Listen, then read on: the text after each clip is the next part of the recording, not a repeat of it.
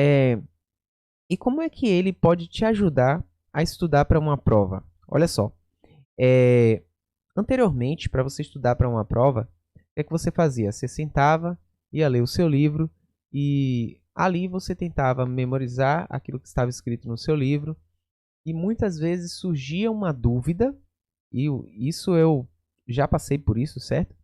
Surgia uma dúvida e você não tinha como tirar aquela dúvida com o professor, porque você estava em casa ou muitas vezes você esqueceu de perguntar para ele na sala e a próxima aula seria a aula da prova.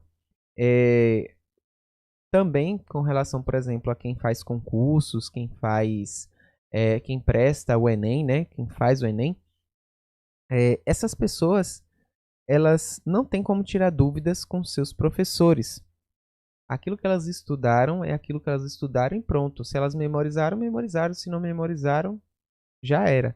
Então, são momentos onde a gente tem uma corrida contra o tempo aí para poder estudar. Então, todo o tempo economizado, ele vai te servir de grande trunfo. Então, essa é uma das primeiras vantagens do ChatGPT. Se você quer tirar uma dúvida, você pode tirar essa dúvida diretamente com a inteligência artificial. Isso vai te poupar o tempo de você parar para poder pesquisar aquilo se você estiver estudando sozinho, ok? Outra coisa, vai te poupar o tempo de buscar resposta com o teu professor, que muitas vezes vai estar ali ocupado, vai estar cheio de pessoas ali para poder tirar dúvida. Se você está num cursinho, se você está numa sala de aula mesmo, no colégio, e se você está fazendo alguma aula online, por exemplo, vai te poupar tempo de estar perguntando para aquele professor e estar buscando a resposta para poder você entender aquele assunto dali. Então, eu acredito que o ChatGPT ele pode ser muito útil para você, aluno, que tem aquelas dúvidas rápidas e que precisa tirar essa dúvida com seu professor.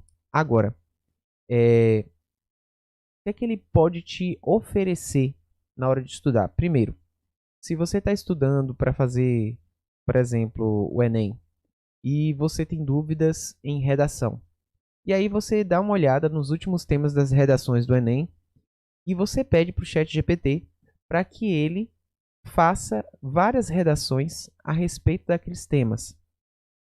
Você vai analisar. Se você tem uma dificuldade aí de escrever, fazer a sua introdução, seu desenvolvimento, sua conclusão, então o que é que você vai fazer? Você vai analisar redação por redação dessas, e depois eu vou falar para vocês os cuidados que vocês têm que tomar na hora de poder analisar essas redações. Você vai analisar uma a uma delas e você vai olhar o que foi que ele utilizou, certo? Quais foram os argumentos que ele utilizou para poder fazer aquelas redações. Esses argumentos, eles são fortes, são argumentos assim que você se lembraria de utilizar dentro da sua prova, certo?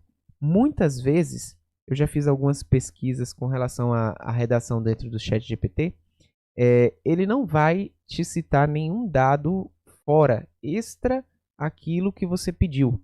Por exemplo, você pede uma redação a respeito da fome no mundo. Ele vai te falar a respeito da fome no mundo. Ele não vai trazer, por exemplo, vamos supor, dados estatísticos. Ele vai te falar a respeito desse tema de uma forma generalizada. Ele não vai especificar. E esse é um cuidado que a gente deve tomar aí com o ChatGPT. Daqui a pouco eu vou falar isso para você. Agora, outra coisa que... Calma aí. Outra coisa que ele pode te ajudar. Ele pode te ajudar a dar exemplos. Ele pode te ajudar dando exemplos de coisas a respeito de algum assunto que você está estudando.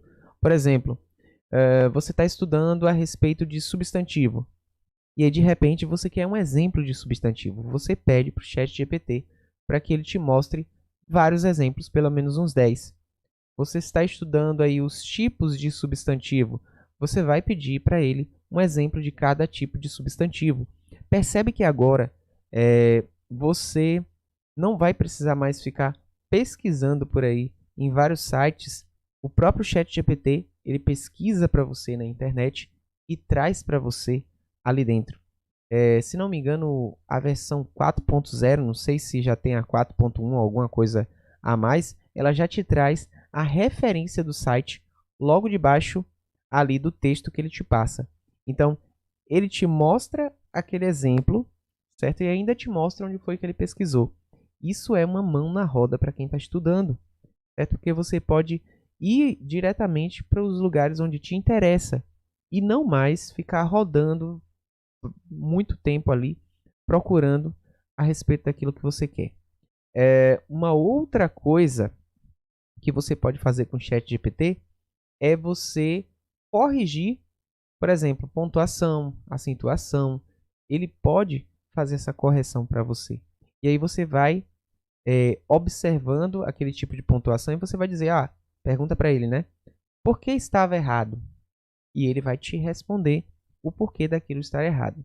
Agora, eu gostaria de falar para você a respeito de alguns cuidados que você deve ter. O primeiro deles é o seguinte: se você for um aluno, alguma aluna de ensino fundamental médio, não pegue aquilo que está escrito ali de pronto para você poder, por exemplo, escrever num trabalho seu, ou numa redação, ou numa resposta sua. Por quê?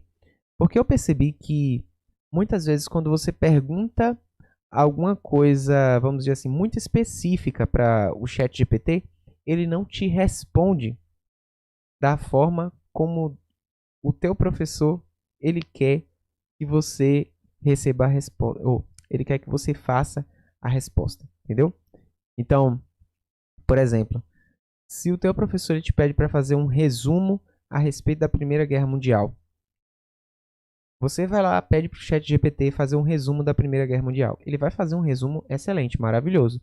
Porém, vá que no seu livro, vá que ali dentro daqueles temas que o teu professor trabalhou contigo, ele não trabalhou algum dos que está dentro daquele resumo.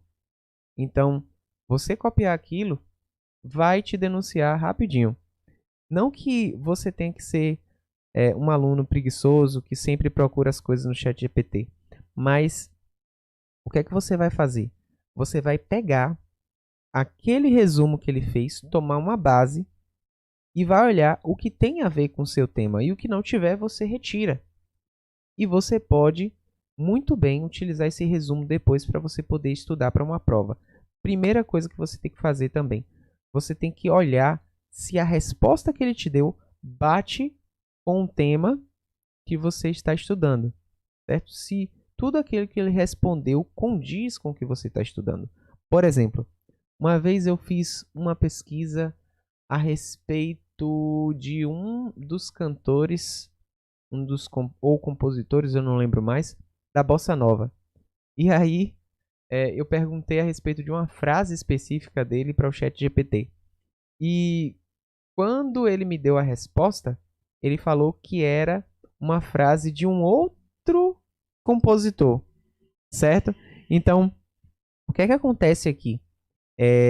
Quando você vai pesquisar algumas coisas, ele vai te dar algumas respostas erradas. E eu já gostaria de alertar para aqueles que gostam de colocar, por exemplo, perguntas de cálculos matemáticos dentro do ChatGPT. Muitas vezes ele não vai te dar a resposta correta. Isso pelo menos dentro do site ali da OpenAI, certo? Onde eles oferecem, né, a versão gratuita do ChatGPT. Não sei com relação à versão paga, né? Mas já de pronto vou te avisando logo de que muitas vezes ele vai te dar algumas respostas erradas. E é por isso que você precisa, quase que não sai, é por isso que você precisa colocar ali o que você está estudando lado a lado com aquilo que ele está te dando de resposta.